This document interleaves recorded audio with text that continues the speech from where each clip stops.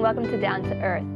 Today's question is about whether or not it's safe to use water from a water softener on houseplants. This water is salty, so you're right to be concerned about it.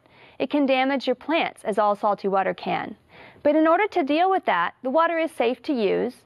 You need to leach it from the soil regularly. And by that, I don't mean to water the plant more often, but when you do water your plant, you need to use more water.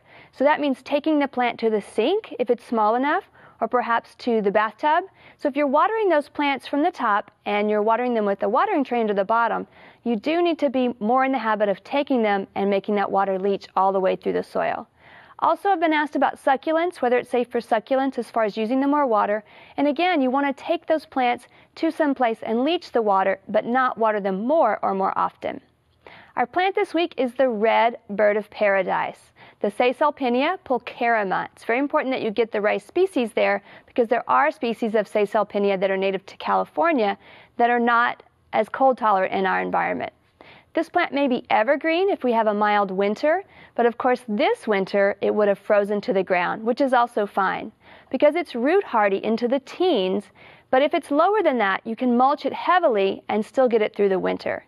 You want to prune these plants to the ground even if they remain evergreen, because that creates a more lush foliage and the plant will be less leggy, which makes it more attractive.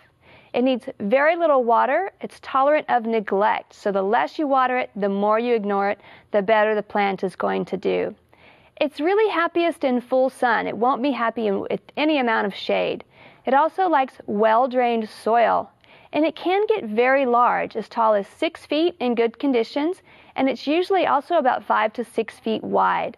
It doesn't require any fertilizer, as I said, and it requires very little care. So ignore it as best you can. Prune it down to the ground in the winter, and it will be a very great plant for you. It's time in your garden this week to divide and transplant any overgrown perennials. If you planted some perennials last spring, then they probably don't need dividing yet. You'll just need to trim those back. But plants like Gaillardia and yarrow, if you planted them early, it's not time, as I said, to divide them. But if they've been in the ground 2 or 3 years or more, and they're getting a little overgrown, you need to go ahead and dig those up and then divide the root ball. And you can do that by digging the entire plant out of the ground, and then you can either use your foot and the shovel, if you do that kind of gently, and cut the root ball, or you can actually use a knife to get those out of the ground.